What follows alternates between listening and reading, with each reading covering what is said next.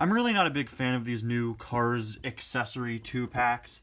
My Walmarts have been really, really bad for the past several months now, and really the only Cars item I've seen in them have been the first wave of these 2-packs, and it seemed like nobody was buying them, and I mean, honestly, rightfully so. The first wave of these 2-packs were entirely comprised of re-releases of Cars 3 characters that are re-released way too often in the first place, just with a bunch of plastic accessories that are really nothing we haven't seen before. We have some of these cards similar to the collector cards from 2017. Then we just have some flags and cones similar to what we've seen in some of the Mini Racers advent calendars. And no new releases in that entire first wave. These 2-packs retail for $10 each, which really isn't a bad deal considering a regular 2-pack costs $8. They really could have made this like a lot more expensive if they wanted to, but like all Cars items, these 2-packs are pretty fairly priced. So while I'm not the biggest fan of them, I did have to pick this one up because it includes 2 releases that I don't have yet. While the first wave included no new releases and just generic Cars 3 re-releases, the second wave also included no new releases because it just re-releases several Cars on the Road items. But technically, this 2-pack came out, I want to say a few weeks before Datz Jammin single. I would have much preferred to have bought the Datz Jammin and Royce Revsley singles individually, which would cost me $2 less. But I've been having a pretty hard time finding Cars on the Road singles, and I haven't seen either of these 2 in store yet. So I thought, you know what, just forget it. I'll pick up this 2-pack, get both of them, and have these fun little accessories to boot. Anyway, guys, welcome back to another review. Today we're going to take a look at the Datz Jammin and Royce Revsley 2-pack from Cars on the Road. Again, one of these like accessory 2-packs, not technically part of the main line, but just re-releasing Cars from the main line. From what I can gather, these are only being sold at Walmart, but let me know if you've seen them somewhere else.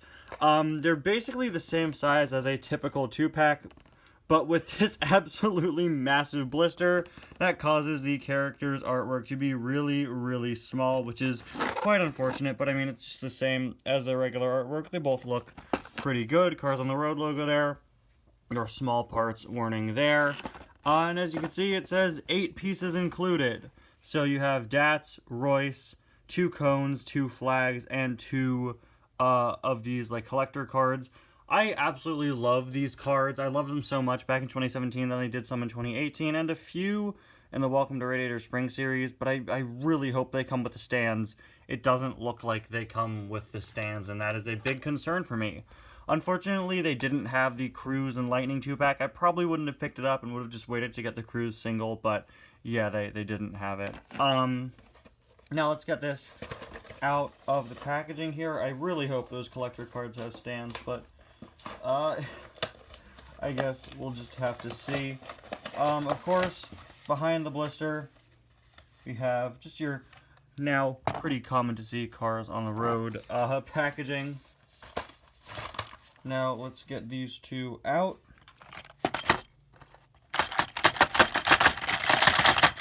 Be free! Oh, the flag's free. Be free! That didn't really work as intended. Okay, here's Datz. Here's Royce. Here's the Datz flag. Here's the Datz cone. Here's the Royce cone. Now, these 2 are exactly the same, so don't get them confused. Remember, this is the Datz cone. This is the Royce cone. I'm kidding, but yeah, the 2 cones are exactly the same. And then we have the Royce flag and what are these? Oh, you're kidding. These are cardboard. What are these? These are cardboard, guys. They're not plastic like the old ones were. Are they even like no, they're not even the same dimensions. Wow, are they stickers? I don't think they're stickers. I don't want to risk damaging them. But like the back kind of makes it look like a sticker, right? Are these stickers or not? Oh, I think they might be. Wait. Oh yeah, okay. Oh, they're stickers. They're like cardboard stickers. You can see that's a sticker paper. Okay.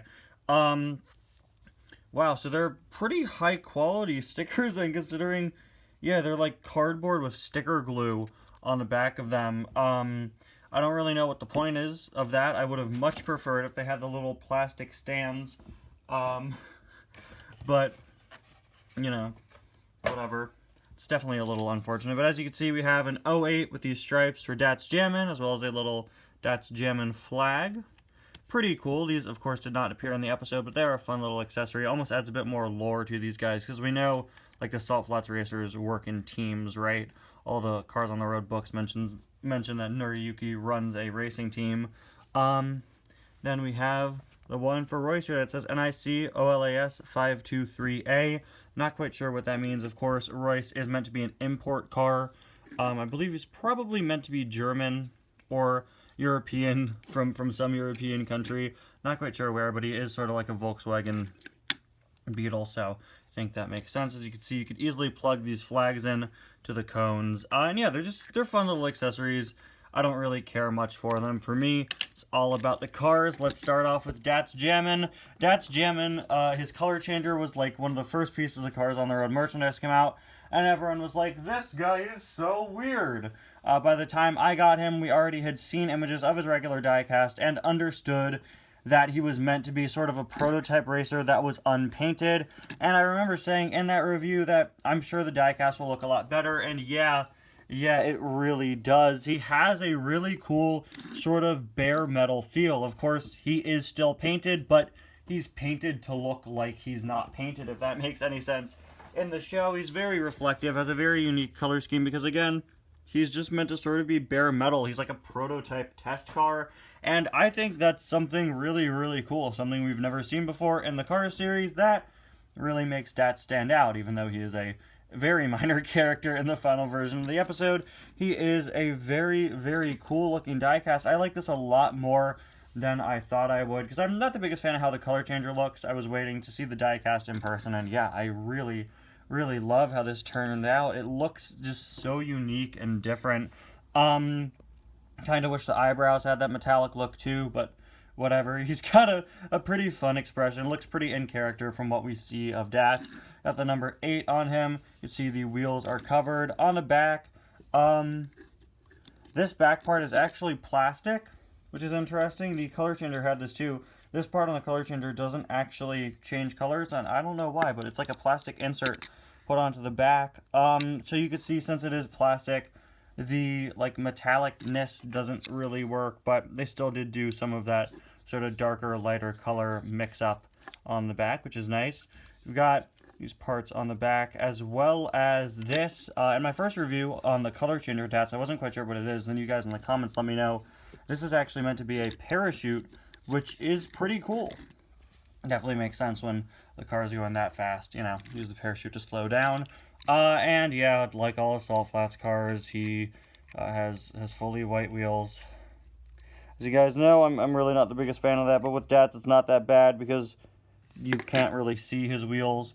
But yeah, so as far as the wheels go, he's probably the best looking for that. And probably one of the worst looking for that is Royce Revsley, who, man, the white wheels it just doesn't work. Look at his artwork. That's what he's supposed to look like. Driving on salt doesn't make every single part of your tires white, Mattel. Okay? You've done this better with the ice racers and the beach racers, but nope, just make them fully kind of off-white. Like his expression, again, seems pretty accurate to what we see in the show. I really love his model. He is similar to some other cars we've gotten in the past, but he is a unique mold. Have that stripe going down, which is textured. On the side, we have NIC, same writing there, OLAS 523A, which is also his number, which is written this way, which is interesting. Not too often we see that. Not quite sure why. Maybe because he's not an American racer, not too sure. But yeah, he's meant to be like a souped-up sort of Volkswagen, which is pretty cool. We have this big part on the back with some writing on it, 1215R. This massive contraption, like dune buggy-esque, souped-up back contraption. Not really sure any of the technical terms for these cars. I don't know very much about like Salt Flats high-speed racers. But yeah, these are soft plastic pieces, as you can see.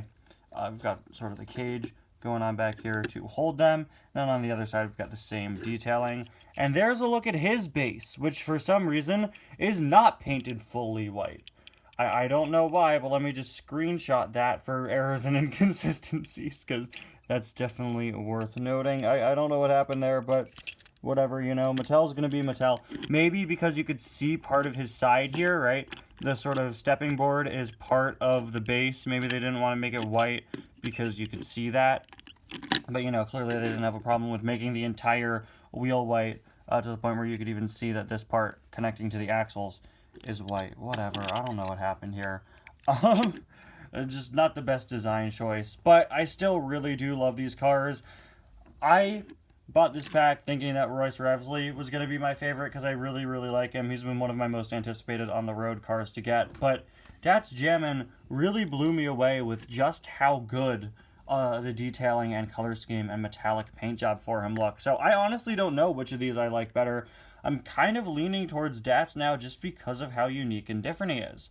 And again, you also get some other additional items, the flags, the stickers that I have literally nothing to do with. Like, where am I supposed to put them? Where would I put these stickers in the first place? Like, if I were playing with my cars, wouldn't you rather have them standing up on this stand? I don't know. Anyway, guys, thank you so much for watching, and I'll see you guys next time. Bye now.